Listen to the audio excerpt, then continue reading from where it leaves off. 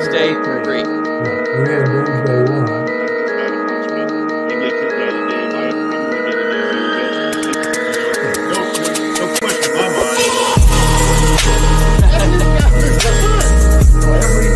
He came from one of the toughest areas of Phoenix, both in defensively and of course, praying for safety and hold the defense, talk about it. You better get your ass the ball. You better get the ball. I just gotta say, when it comes to Dallas, Different. For sure, and they would have thrown it off because This guy gets off you. And then I go to bed every night like, G man, I promise you that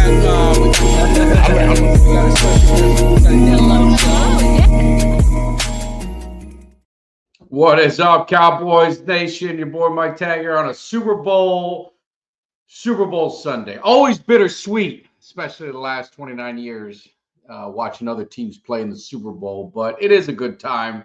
You know, you break out my old throwback, prime time.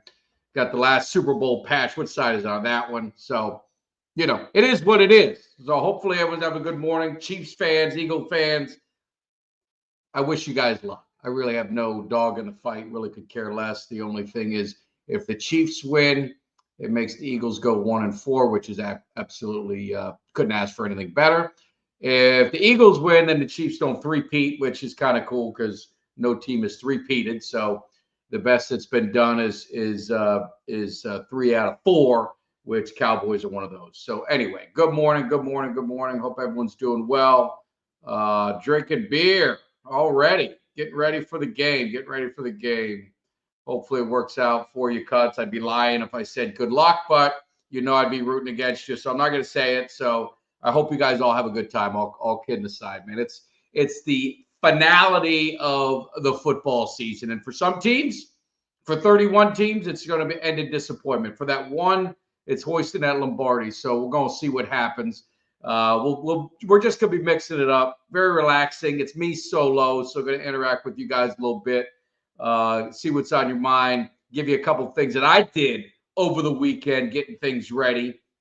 My daughter, first of all, my daughter finished her college or high school cheering, you know, culmination career, really all her cheer all together. She was cheering since she's 5 years old. So 13 years of cheerleading.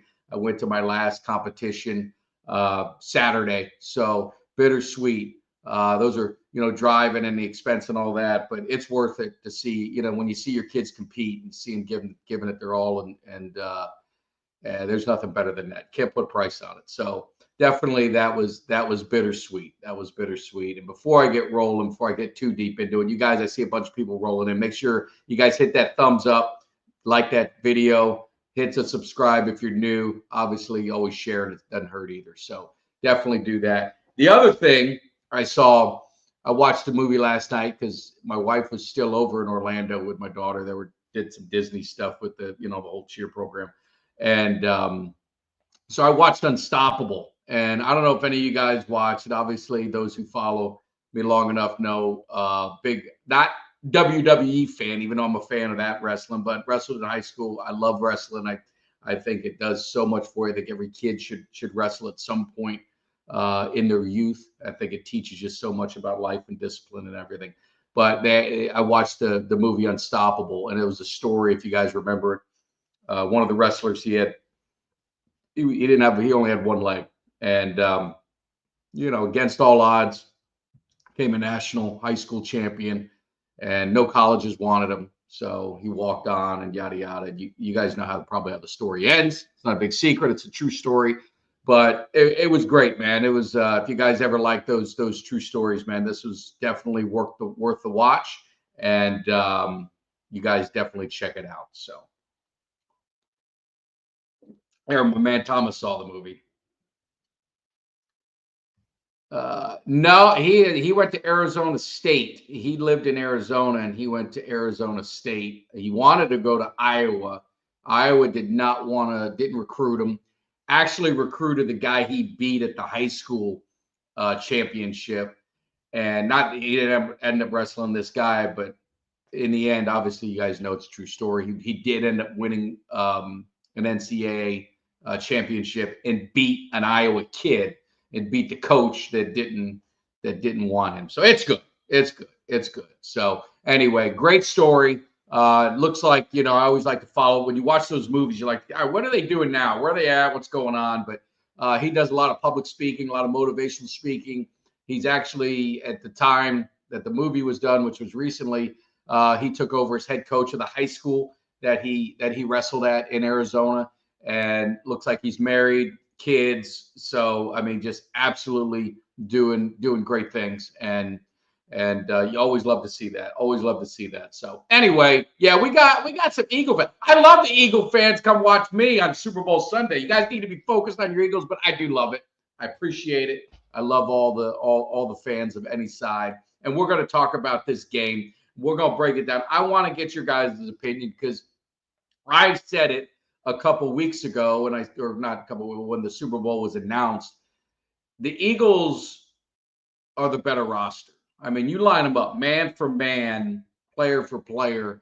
The Eagles are the better team. I don't know if there's anyone that would dispute that from a talent standpoint, from a player-to-player standpoint.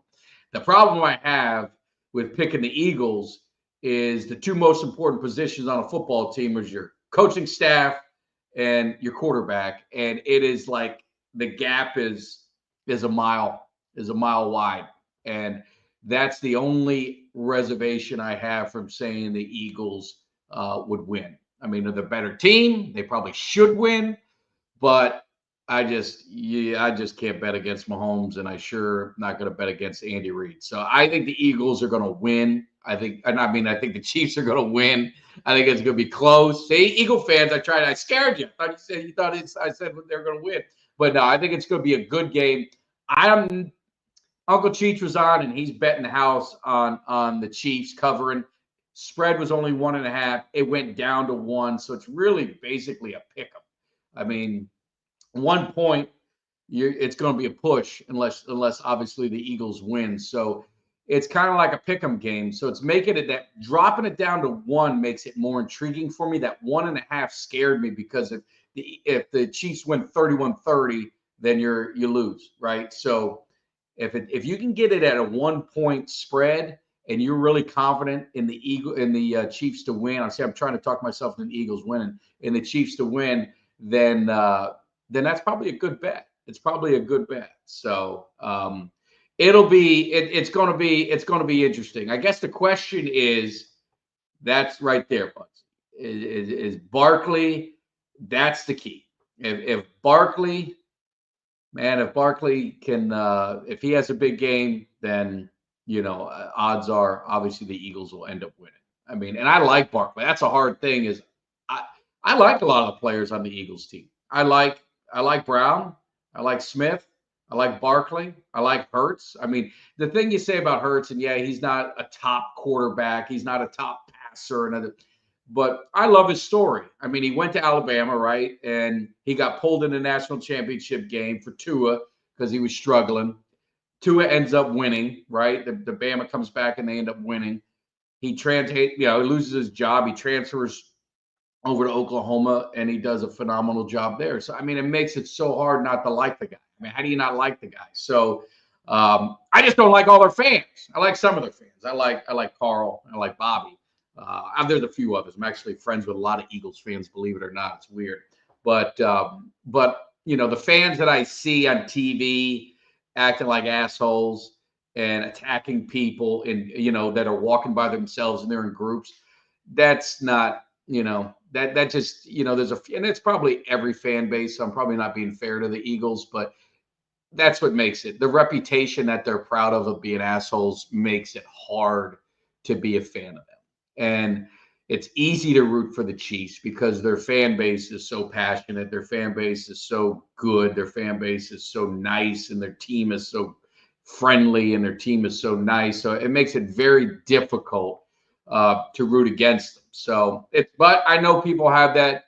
Mahomes, they're kind of tired of it. And it was the way it was with Brady. No one likes teams that win too much. I mean, People want to see failure. A lot of people don't want to see greatness, especially if it's their team not being part of the greatness. So I get it, but the key to me is obviously Barkley on one side, and it's going to be that offensive line for the Kansas City Chiefs. I mean, the front of Philly they're big. Carter is a beast. He's a maniac. And if they create and wreak havoc on Mahomes, it's going to be difficult. Now, we all talk about the refs, and the refs are going to be on the Chiefs side. And, hopefully, the only thing I do hope, whatever happens, I hope it's a clean game. I hope it's a good officiating game. And I hope we don't even hear anything about the officials, because that means the game was settled on the field. As a football fan, whether it's Eagles, whether it's Chiefs, whoever wins, I don't want no controversy. I want the best team to win, and that's the way it goes. But hopefully it's going to be the Chiefs. So let's see. What did you say, Chris? I'm jealous. The Eagles are loaded with talent. The GM and Lori have done a great job. They have. I mean, they've done a good job manipulating the cap. I mean, if you talk about they were able to sign Brown, they were able to, got Smith, they signed Jalen Hurts, they picked up free agents. So you ask yourself, if you're a Cowboys fan, well, how the hell are they doing it? And we can't. We hear that there's only so much pie, and the pie got to get sliced, and this and that, all the bullshit that Jerry likes to say. That's the frustrating part it is for the Cowboys fans, because, we want to see that. We want to see them be active, and that's going to be the question all off season. And, I was telling people that, my season tickets, they're up for renewal, and, I get the email, and I'm, it's the day before free agency starts, the official start of the new season. That's when the money is due, and it's convenient that way. And then my man Nick's pointed out, he goes, well, when is your season tickets due? And I said, well, it's due, like in July, and that time right before preseason, a little bit before that. He goes, isn't it funny? That's kind of when they sign a few free agents right before that. I said, yeah, shit, you're right. A couple years ago, that was the time they signed. You forget people who are not on the team anymore. Our cornerback, and then we signed Brandon Cooks. And last year, obviously Kendricks. They signed, and then they signed the Giants defensive tackle. The guys, Jordan Phillips. They signed these guys.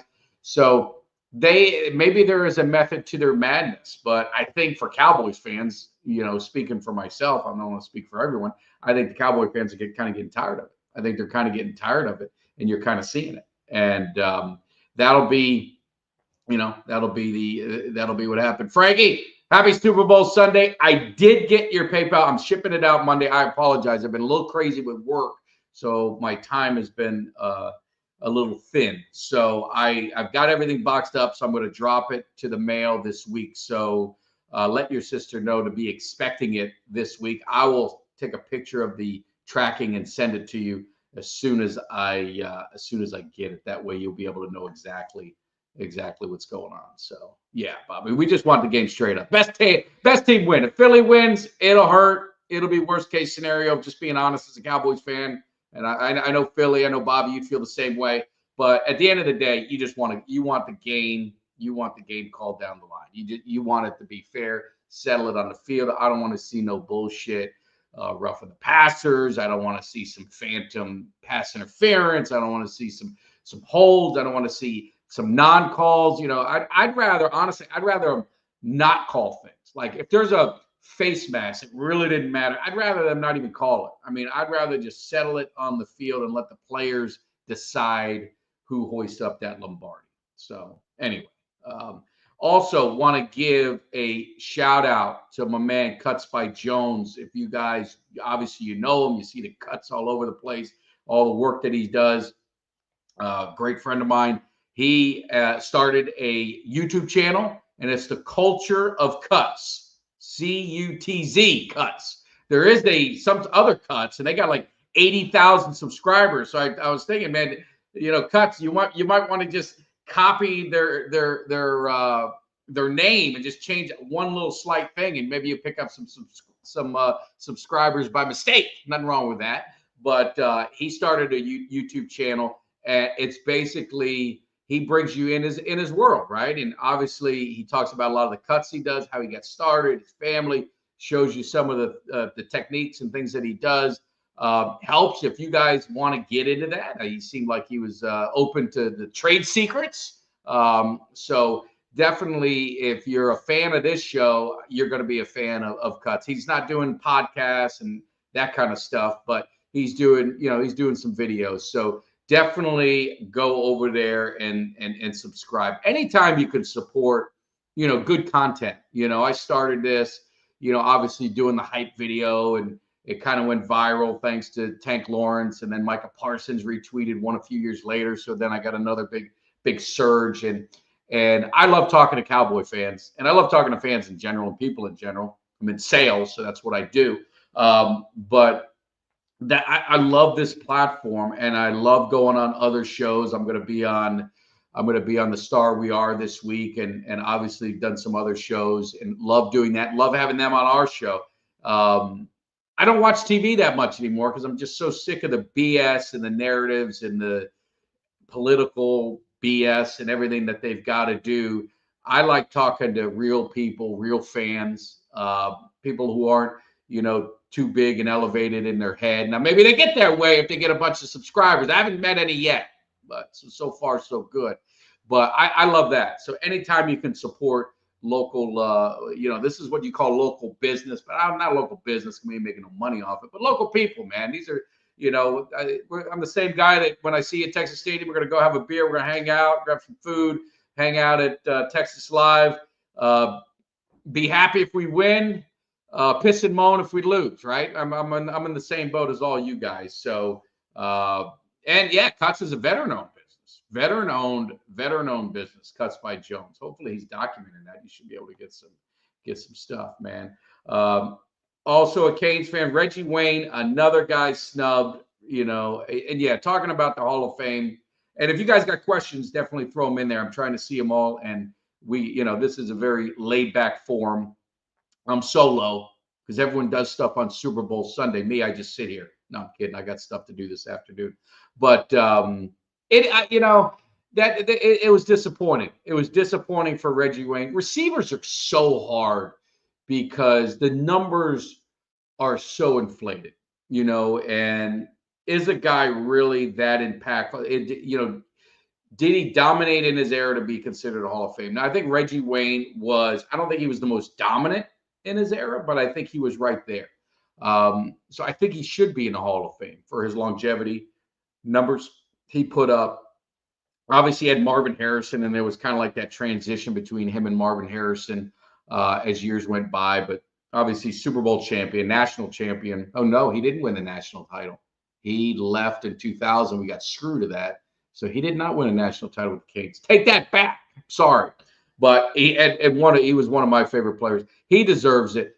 But my big problem is Darren Woodson. And I'm not being a homer because he's a Cowboy. But you look at what he did in his career and look at the people that he was, his peers in his era. John Lynch, Dawkins, Leroy Butler. Darren Woodson was at or above some or all of them. I mean, he was. I mean, 3-time Super Bowl champion. He was a leader of the Cowboys defense for many years. He's the all-time tackling leader for the Cowboys. He revolutionized the safety position. That nickel cornerback, and that he covered that. He was our nickel corner. I mean, he would cover Jerry Rice. If Jerry Rice was in the slot, he would cover Jerry Rice. He covered the tight ends. He did everything. He had the speed. He could hit. I mean, he had the range. I mean, he had everything. He could play the line of scrimmage. He was ahead of his time as a safety. And it was just, people didn't, so some of his numbers, when you look at sacks, well, he didn't really rush, he didn't do a lot of blitzing, but he had enough sacks, but he wasn't known for that. Where like Brian Dawkins would go in there and sack, So yeah, he didn't put up these huge numbers that people look at. And so maybe that's hurting him. Maybe being overshadowed by the triplets and obviously Charles Haley on defense and stuff like that. Maybe I don't know what it is, but if John Lynch, Dawkins, and Leroy Butler in the Hall of Fame, my man Darren Woodson should be in the Hall of Fame, no questions asked. So that's all I'm going to say about that. But he was important to the defenses. Absolutely. He played special teams. I mean, he not only was a starting safety, he played special teams for almost his entire career. He played on special teams as well. He was hit on. Yeah, I mean, he would hit too. I missed the one. It said hit on Jackson, Darnell Jackson. But yeah, I mean, he would lay. I mean, Woody would lay the wood on top of it, man. He would knock you out. So Roy Williams, yeah, absolutely. Roy Williams, Roy Williams was that different safety, and Roy Williams was a straight assassin, and they changed the rules a little bit, which hurt him. But Sean Taylor, absolutely, Woodson was the safeties before Sean Taylor. Sean Taylor was on another level of Woodson. Like he was Woodson and even more rangy than Darren Woodson. But Darren Woodson really set that safety position to what you saw with like an Ed Reed, Sean Taylor's, and Palomalu and all of those guys. I mean, he was ahead of his time. I mean, he was a linebacker in college, and we had Dave Campo on our show, I guess maybe a couple years ago now. God, time flies, a year and a half or whatever it was. And he talked about it. And they were going there to recruit. Darren Woodson went to Arizona State, and they were going there to recruit Philip Sparks at cornerback. They were going to check him out, for the draft and stuff. So see what he does. And, Campo's out there, watching Sparks, and he just sees this other guy, man. And this guy Woodson's catching his eye. He's a linebacker. Played linebacker, and he's doing the drills and he's doing everything. And he said he came back and told Jimmy, he goes, Sparks is good, but there's a guy Darren Woodson there, and I'd get this guy. I don't know where you're gonna play, figure that out. But he's a ball player, and he's got speed, and we'll find a spot for him. And they ended up drafting him. And as they say, the rest is history. But he had a great career. And not only that, to me, the Hall of Fame, obviously the career is important, but what type of man are you? What type of person are you? And I don't know if you find a better person than Darren Woodson for what he does in the community, obviously successful outside of football, after football, great family, and all that kind of stuff. So he needs to get in the Hall of Fame. And how they only had 4 guys is tough. It's tough. And Sterling Sharpe, this is a tough one for me because he was really good. I mean, he was the best at that time. Injury shortened his career. It's hard for me to say he's a Hall of Famer. I think his brother probably, has something to do with it because of the longevity. I think longevity does matter in some retrospect. But that door has been pushed open with Terrell Davis, with Tony Baselli, and now Sterling Sharpe. So my next question would be is Eric Williams. I mean, Eric Williams was the most dominant right tackle in his era, and probably one of the most dominant ones all time. He owned one of the greatest pass rushers of all time in Reggie White. I mean, absolutely made his life miserable on the football field.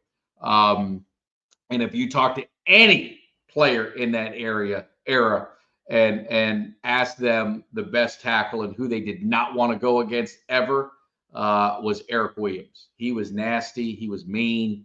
Obviously, the car accident shortened his career, but he was part of the, three-time Super Bowl champion Cowboys, was a big part of that offensive line.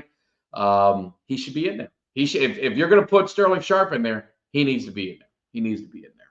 So, yeah, 1-4 ahead. The Zebras will crush it. Yeah, I hope it doesn't come. I hope it doesn't come to that. Hope it does. With Woody and Reggie Wayne not voted in, let's see who's on the ballot for next season. Jason Witten, Frank Gore. Jason Witten to me is a no-brainer. I think Frank Gore is the interesting one, and I talked about it on our show on Wednesday. He never was like the greatest in his era, but he was so good for so long. He's the third all-time leading rusher, I believe. Someone correct me if I'm wrong. I think he's third. Or second. He's one of there. But how do you not put a guy in who accumulated those types of numbers? It'd be very hard. It'd be very hard not to put him in. Because I think, again, longevity means something. Do I think he's one of the top 10 running backs all time? No. But for what he did in the end, and the amazing part of Frank Gore is at Miami, he was hurt every year. I mean, this freshman year, he came out like, and it was Frank Gore, Willis McGahee, Clinton Portis. I mean, you were loaded at running back. And he was averaging like 8-9 yards a carry his freshman year. Legit, not like 3 carries the whole season. I mean, legit 8-9 yards, 7, whatever it was, carry. And then just injuries kind of took their toll. And but in the NFL, he really never was hurt. I mean, he played a long time. So anyway, Steve, it's only a game. I don't know. I don't know what that is. I missed it. Sorry, I'm pulling up chats. I'm just trying to make sure. Nate Newton, Semnoski, Williams, only guy. Yes. I would say more Eric Williams than the others. I don't know how much Nate Newton and Semnoski really went up against Reggie White, and how much success they had. I'd have to go look at all that tape, and I don't really want to. But I do know what Eric Williams did against Reggie White. So Drew Brees, Fitzgerald, Witten should be back. I think that's going to be it. I don't think Dez is going to make the Hall of Fame. I think longevity and dominance over a long period of time is going to be his Achilles heel. He had some injuries. He was a physical player. He was one of the most dominant players in his era. So that he has going for him. But I think he didn't put up enough big years. I mean, he had a couple monster years, but he didn't put up enough big years. Yeah. Okay. Third all time. Thank you. I'm getting caught up on my chat. Happy birthday, Barkley. Yes. I can't say enough good things about him. That would be the only, and it'd be very small, only part of me that would be happy to see the Eagles win would be for Barkley. And it's a big FU to the Giants. I always love when players can stick it back into their other team's face, but I definitely do not want that to happen. Yes, McAllen, Texas. I was in McAllen. I went to an outlet mall there, and the school that my daughter is going to, their college had their national championship game there at a big stadium. I'm pretty sure it was in McAllen. They got destroyed though. But anyway, that's another story. But beautiful stadium. I mean, I guess the high school teams or someone, I don't know who the hell plays there in that town, but unbelievable stadium and great outlet mall. Anyway, so Sean Lee and Des Bryant, they're both up for the Hall. I don't think either one of them get in. So the outlet is in, Well, is it? I thought, well, whatever. Is it close to out McAllen? Because we're right near the stadium. Because we had lunch at a restaurant in McAllen. We drove to the outlet mall, which didn't seem far. So maybe it's a different city, but in the same area. I don't know. But it was a big outlet mall. And I could have sworn it was McAllen because I thought that's where there was no, then it's a different one, my man. It was a different one. It couldn't have been that one. It was, I hate to bring it up, but it was where there was a shooting. Because I kept seeing, I know it said McAllen Strong all in the, at some of the stores. And I'd asked what happened. And someone reminded me that there was a shooting in that mall. Maybe it's not an outlet mall. Maybe it's a outdoor mall.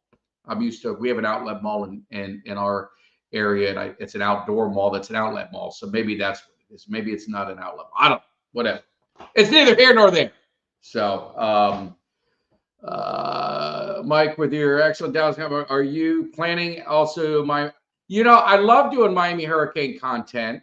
The problem is I don't know how I can, I'd love to do it. I don't know if I get the audience, is there enough interest in it? Because there are some great Miami content creators. So I don't know, but I love talking Miami. So on the shows during the season, we can definitely talk some Miami Hurricanes, and maybe I'll just do a day of Miami Hurricanes, and I can bring on some of my friends who are do content for the Canes and maybe break it down that way. So I'll expand because I love my Canes. We got a great schedule. Notre Dame at the Hard Rock. We've got, and I wish I could say the Orange Bowl. We've got Florida coming to the Hard Rock. So it's going to be a lot of fun.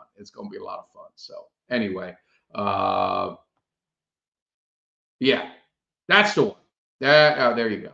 All right, that's where I'm at. So at least you made me think I'm losing my mind. Maybe I'm getting too old and I'm not feeling it. But let's change the subject. And again, getting you guys in the room. Definitely appreciate all you guys hanging out. We're up over 150, which is more than I thought on a Super Bowl Sunday with the Cowboys, because we ain't in the Super Bowl. Who the hell cares? But make sure you guys subscribe.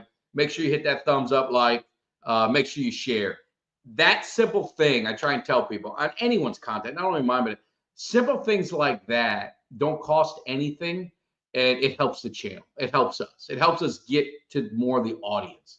Whenever the more subscribers, the more kind of legitimacy you get, right? The more likes, the more they're like, hey man, this guy, people are liking this video. We got to send this out to a bunch of other people who are like these guys, like Cowboy fans or Eagle fans, and say, all right, you guys check this video out. And then people are like, hey man, that's Mike Tag. I saw him doing hype videos. I didn't know he had a channel. And then the next thing you know, I've gotten a few messages from people, as much as I try and promote things. Some say, man, I didn't know you had a YouTube channel, man. So anyway, and then also leaving a comment.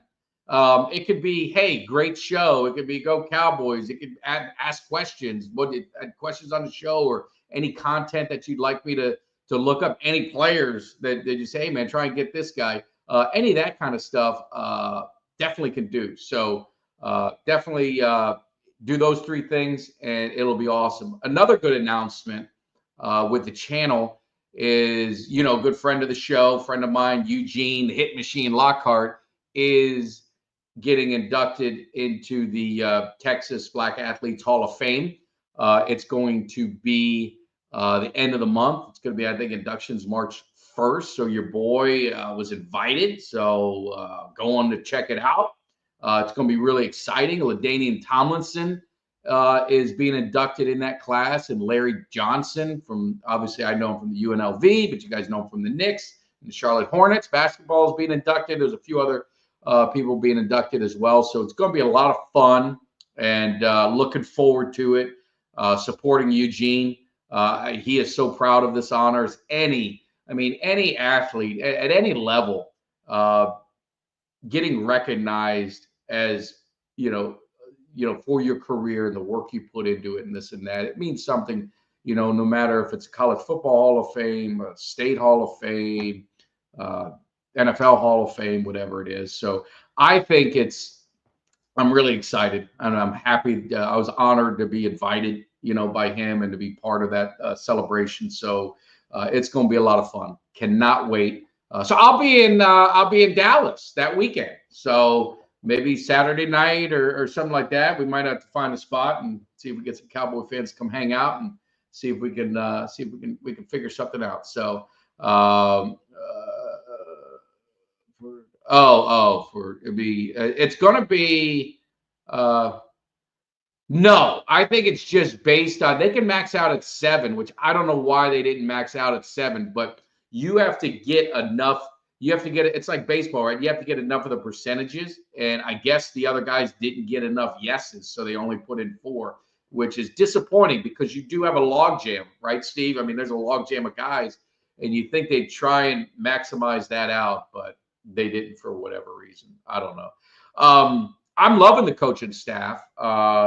I think it's different, right? And I guess we'll see how it works out. There is some familiarity, right? Eberflus was on the Cowboys staff. Obviously, Shoddy was the offensive coordinator, but they're bringing in some other coaches, the offensive line coach, the defensive line coach. It looks like are we getting the guy from Kansas State? Because I've heard rave reviews about him. I mean, I'll be honest with you, I don't know the coaches that they hired. I don't know their life stories. I don't know, I know what teams they came from, right? But I don't know if they're worth a crap or not. But I guess change is what we wanted, right? Some say we needed, but we also needed some continuity. So I think you're getting a mixture of both. I like what Shotty's saying, but you don't know if he's going to be successful any more than you know if Ben Johnson's going to be successful. Kellen Moore looks like he's getting the job in New Orleans. So these guys that have never coached, you just don't know what you're going to get. The players seem to support him. And he comes from a pretty great, family of coaches with his father being, he should be in the Hall of Fame if you want to, someone who's been omitted. Marty Schottenheimer, one of my favorite coaches, one of the great coaches in the 80s and 90s. I think he coached 21 years and he made the playoffs 18 of 21. It's pretty damn good. Never won a Super Bowl, but he got his teams to the championship game and just bad things seemed to happen. Like the Browns with the drive, if you remember John Elway, and I think it was Kevin Mack fumbling. It was either Mack or one of the other running backs, Biner or Mack. I can't remember which one. Fumbled, on another one. And so he's had his heart ripped out so many times. But I like it. I don't know. Let's see. My stats. Who we talk? Who's Bugsy talking about? Eli will get in and should. I don't think he should. I think he will. I think he will because obviously the 2 Super Bowls, which I always go back to Jim Plunkett then Jim Plunkett should be in. I think he's a Manning. I think Manning's a made man name in the NFL. So I think he's going to get in eventually. I don't think he should be. If he's in, you should put Phillip Rivers in and you should put Tony Romo in. I mean, to me, Phillip Rivers and Tony Romo were better quarterbacks than Eli Manning. Eli Manning was obviously both his Super Bowls, his defenses. I mean, you're talking about a defense that held the New England Patriots undefeated team to 14 points. I mean, the Giants only put up 17. It's not like it was like, 38-31, some shootout. I mean, they put up 17 points. Let's just be real. The defense won that Super Bowl. I mean, obviously, yeah, he threw the ball, a Hail Mary up, and the guy caught it by his helmet and wedged it on his helmet and fell to the ground and all that kind of stuff. So that's it. But Jim Plunkett has 2 rings. So are you pushing for Jim Plunkett to be in the Hall of Fame? If we're going by rings, then why is Dan Marino in the Hall of Fame? You know why he is? Because he's probably the greatest thrower of the football in NFL history.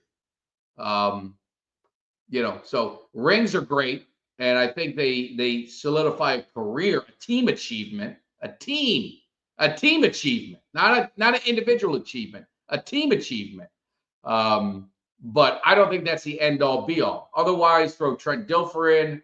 Doug Williams should be in the Hall of Fame. Mark Rippon should be in the Hall of Fame. I mean, any quarterback who won Nick Foles, throw his ass in the Hall of Fame. Any quarterback who's won a Super Bowl should be in the Hall of Fame. I mean, if that's what we're going to judge a Hall of Fame career by, is if a guy has a ring, and we're not going to judge it by he has a 500 record. He had more losing seasons than winning seasons, probably. I'm talking off the top of my head. Then throw all those guys in. I mean, shit, throw them all. I don't know. I'm not upset about it. I just think it's funny. No one brings up Jim Plunkett, and I'm not hearing you bring up Jim Plunkett. I mean, should Jim Plunkett be in the Hall of Fame?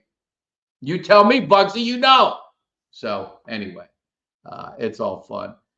If wings were great, I mean, Woody, the Woodson's and all. They have three Super Bowl rings. Eric Williams has 3 Super Bowl rings. Nate Newton has 3. They put the ring on the quarterback, and I get it. The quarterback, the wins and losses are tied to the quarterback. And that's just the way it is. And do I agree with it? No.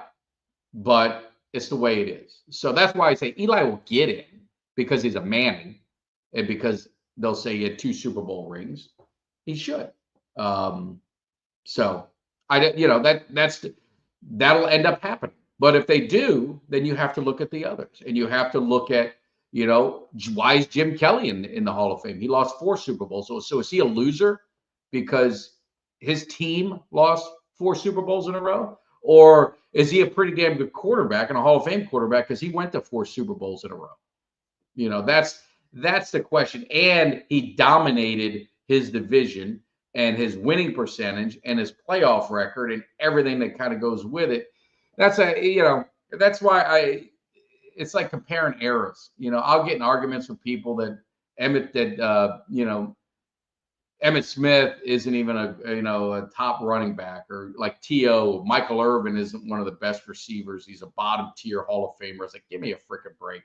But if you look at numbers and you look at stats, well, of course, it's the same with Troy Aikman. If you look at Troy Aikman's stats compared to Tony Romo, you're gonna be like, well, shit, man, I would take, or Dak Prescott, I would take them all day long. But it's a different era, Troy Aikman threw the ball 20 to 22 times a game. He wasn't asked to throw it 40, 50 times a game.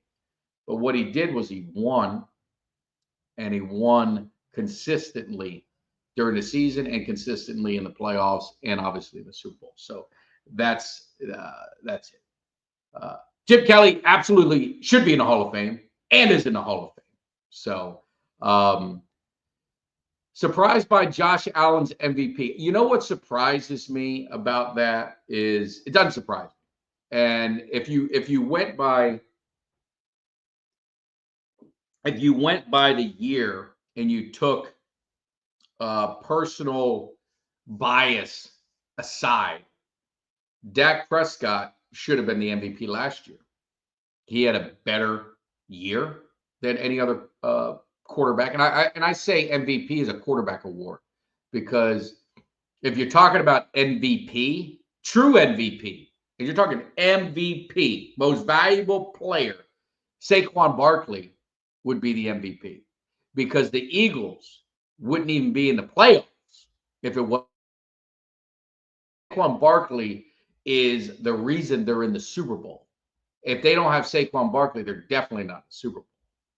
He's an MVP. He made a huge difference to that team.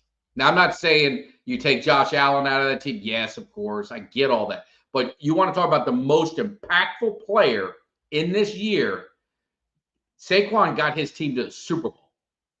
So I know it's a regular season award, but I'm just saying, if you're talking about MVP, it would be Saquon Barkley. But I digress.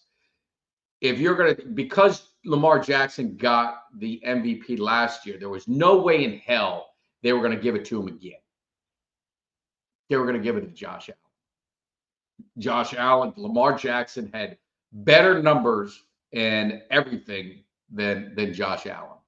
He should have been the MVP, but Dak should have been the MVP last year if you're going by stats and everything that goes with it. So I think it was a makeup, and I think it was like, we're not going to have this guy. It's almost like the Michael Jordan effect.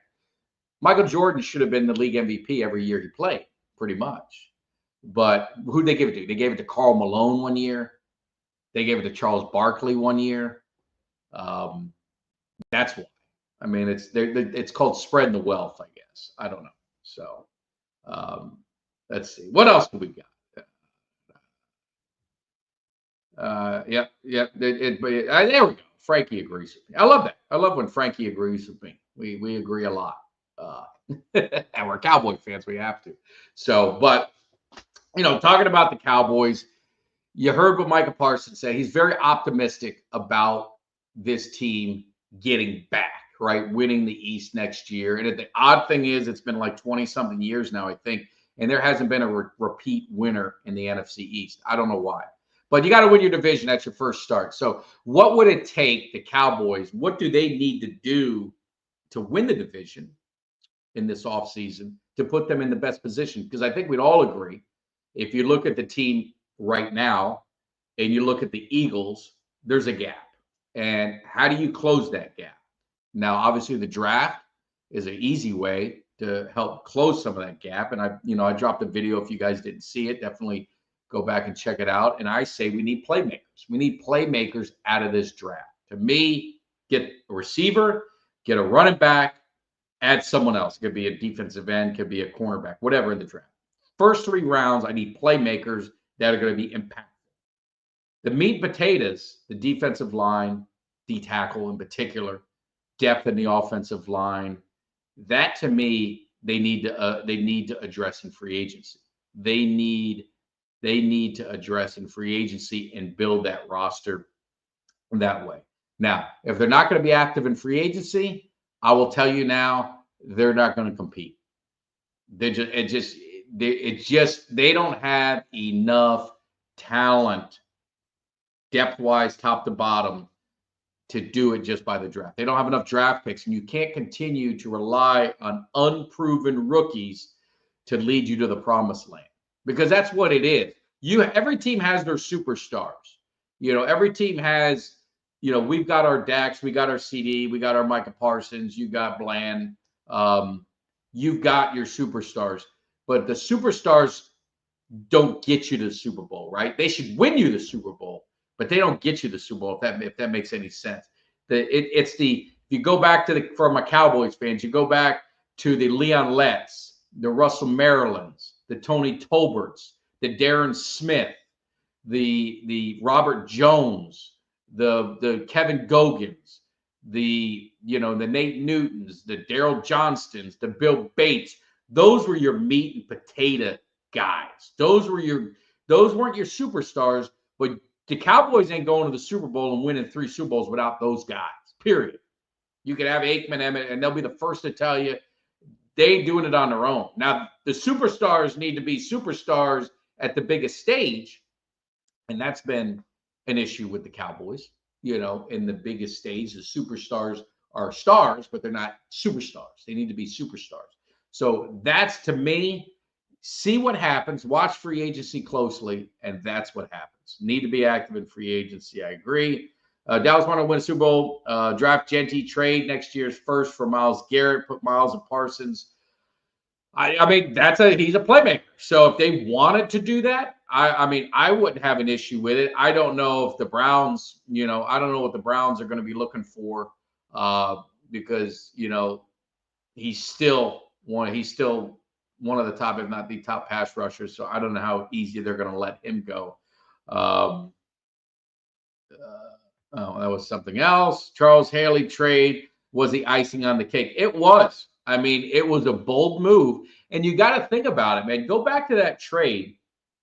I mean, and really think about it. The Cowboys were up and coming. San Francisco either was that arrogant or Charles Haley was so disruptive that they had to get rid of him at all costs, that they traded him to a conference rival. Now, we weren't there yet, right? I mean, that was the trade that kind of, we're on our way there, but obviously Charles Haley really helped accelerate that the next season. But you gotta be. I mean, I can't believe you'd look back and like, why the hell would San Francisco do that? But it was that disruptive in the locker room. And Jimmy Johnson, he was a psych major, and he felt that Charles Haley was a smart football player. He can handle the other side of it. As long as he's a smart football player, and that he'll handle the rest, and he did. But yeah, if they got Myles Garrett, I mean, it'd be huge. It'd be a huge trade. That would be one of those moves that really would make it good. Yeah. Oh, you're arguing about that 1 year. Okay. Yeah. No, I agree. So Lamar Jackson was MVP last year. Wasn't that 23? Or am I wrong? I could have sworn Lamar Jackson won it last year over Dak Prescott, but maybe I'm wrong. I see people arguing it in the chat, but I'm pretty confident that it was 23. Pretty confident, but I could be wrong. Who else won it? I don't think Patrick Mahomes won it that year. But Dak Prescott's numbers that year were definitely MVP worthy, and he came in second. I thought it was Lamar came in first, but anyway, maybe I was drunk. But other than that, Super Bowl Sunday, it's a great time to hang with family, hang with friends. You get to wear your jersey one last time. I'll represent my throwback prime time. There it is. I'm reversed. So there it is with our last, I believe, 30 freaking years it's going to be next year. That is absolutely insane. To me as a Cowboys fan, growing up in the in the 80s, obviously they weren't very good. In the 90s, they were great. And I said it a million times, I wish I would have enjoyed that I wish I would have enjoyed those times more. I took them for granted. And I would just tell the Chiefs fans, just like I told the Patriots fan, one of my buddies is a Patriots fan, and I said, I hope you really enjoyed those moments because it's probably not going to come back for a long time. And from the Patriots side, maybe I'm right. And I'd say the same to the Chiefs. The Chiefs, unbelievable run. Patrick Mahomes, Andy Reid, enjoy it because you may never, I mean, it probably never going to happen again for you, more than likely in your lifetime. But those kind of runs, they're special, and it's like lightning in a bottle. You know, the Cowboys, it's crazy because it was really, you know, it was 91, right? They got to the playoffs and they lost in 96. 97, it was pretty much done. So you're talking a 6-year window. That's, you know, think about how many years, how fast it is. I mean, Jason Witten is going to, someone say, you know, noted, he's going to be going in the Hall of Fame next year. It's a 5-year wait. So he's been out of the league 5 years. I mean, Dak Prescott's been in the league. This is what going to be his 9th year. So think about how fast time flies.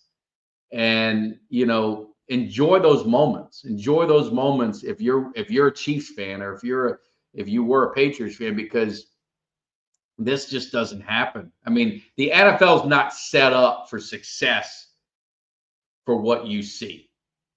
Yeah, thank you, Frank. You're correct. Yeah, I don't know what's going on in the chat. Bugsy's a troublemaker.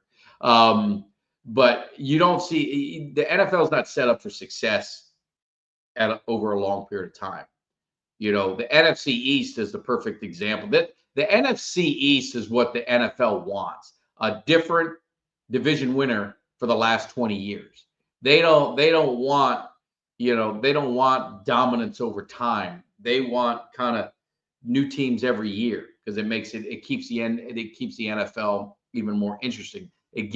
That's why in the NFL season, you know, people give Dallas a lot of crap because fans say, hey, we're going to win the Super Bowl this year. But like, shouldn't everyone say that? Like, I don't know. I don't watch football to say, okay, I hope we're 500 this year. I watch football to say, let's just win a championship. And the NFL is proof. If you look at you take a team like Washington, won 4 games, they go to the NFC Championship game.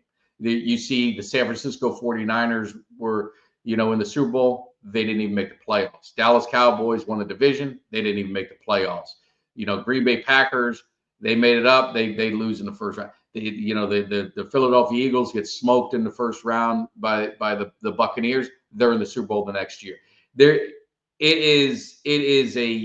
what the NFL wants. And they don't want the Chiefs and they don't want the Patriots. But if you're a fan of either one of those teams during that time, man, you better enjoy it because it's probably not going to happen again. So, but anyway, let's see what man Pio from 1980 saw the 3 Super Bowls. They were awesome memories. I was 12 when they won that in 27 and destroyed the Bills. Yeah, I was 17, I guess, maybe 16, 17, somewhere. I was a senior. I had to have been 17 because I was a senior in high school. So, yeah, those were great times, man. I definitely miss it. What else we got? Frankie, the MVP is the most valuable player, not who has the best stats. Dak was not even that's not true. That's not true. That's not true. Dak Prescott was the MVP of the team. CeeDee Lamb was great. Don't get me wrong. That's just the MVP is a quarterback award. So Dak Prescott was the best quarterback in 2023. Stats head to head, however way you want to put it. You match their stats up, and that's all you can do with Lamar Jackson and Dak Prescott. Neither one of them won the Super Bowl, so why would Lamar Jackson get it? So that's a cop out. That's just giving hate for hate. Be critical of Dak Prescott, but that season he put up in 2023 was a phenomenal season. I mean, they dropped 40 or 50, I don't know how many times during that season. And I don't think CD was throwing the football. CD's an all-pro. Make no mistake about it. But it, like I said, it takes a team to for quarterbacks to get any accolades and awards. And you look at what was amazing to Lamar Jackson, like this year, and you could have argued Lamar Jackson MVP. You could have argued Derrick Henry Player of the Year, but I mean Barkley deserved it. So I'm not saying he should have, but I'm saying it was amazing. You had a running back have the year that he had numbers wise, and then you have the quarterback have the year that he had numbers wise. And the thing that amazed me about Lamar Jackson was I was always critical of his passing. That was always a knock on him, right? That was always a knock on Lamar Jackson was his passing. But he was phenomenal this year. I mean, throwing the football, the yards, the accuracy, very few interceptions. I mean, that is the amazing. So, but anyway. No, the last time the Cowboys won the Super Bowl, I was 21, so I was drinking alcohol. So anyway, that's like that. Carl, you're being weak. Now, if you said my son wasn't born yet, that would have been funny. But don't say me. But be ready for 1-4. Be ready for 1-4. If they go 1-4, that makes my season because I don't want to hear one of them shit talking anything. At least we got there. You get there and you continue to lose. I'd rather not go because you're the Buffalo Bills. You're a notch up because you won one. So I'll say you're that much up than the Buffalo Bills and the Minnesota Vikings. But they would have the worst winning percentage of teams that won at least one Super Bowl in NFL history. So congratulations. So you better win. Otherwise, that is a stat that I would not be pounding my chest over. So, but anyway. Also lived in Texas when we won the Super Bowl. No, I did not. Did not live in Texas. Some people thought I lived. I never lived in Texas. Lived in Fort Lauderdale. I did live in Fort Lauderdale the last time they won the Super Bowl. I moved here the February that we won the Super Bowl, moved to Tampa, and we've never been back since. So I do have some guilt that me moving from my hometown is the reason why the Cowboys haven't been. So I do believe that sometimes. So I am very superstitious. So, but anyway. Yeah, I mean, dude, Frank, you don't need to justify that. Not unless, yeah, I'm not even going to get into it.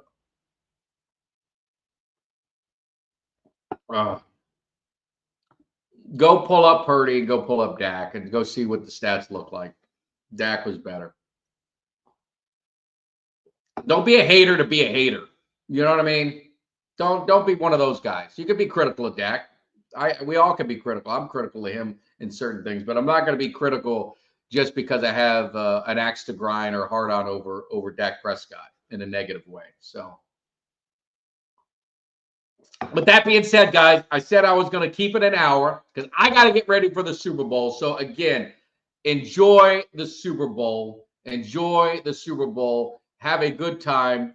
It's been weird. I haven't really watched a lot of pregame, a lot of stuff. So I'm going to spend a little time watching it. I'm going over to a Super Bowl party. No one there is a fan of either team, so it's just like going to be watching it. But it's funny. My brother's a Broncos fan, so he wants the Eagles to win. I'm a Cowboys fan. I want the Chiefs to win. And some people will be like, well, why wouldn't you root for your division? Why wouldn't you root for your conference? Because I'm bitter. Because I'm a hater. I do not want anyone in my conference to be better than us. So I want them to have the misery that we have.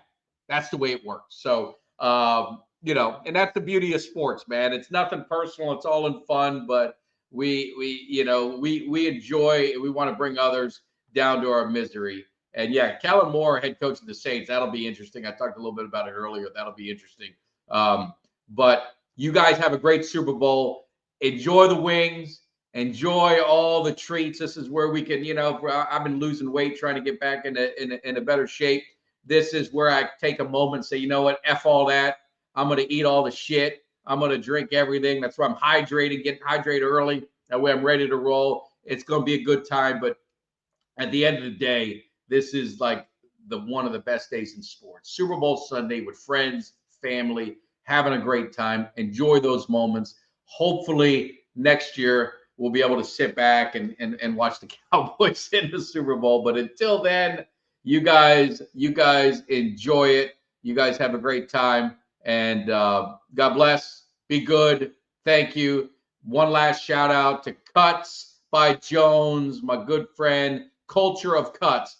Do yourself a favor. Hop over there. I got 200 of you guys hanging with me, which I do appreciate because I didn't think there'd be anyone today.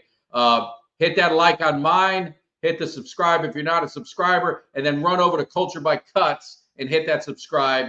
Give him some love too. Appreciate it, Chris. Appreciate everyone. You guys are the reason I love doing this show. I have a great time with it.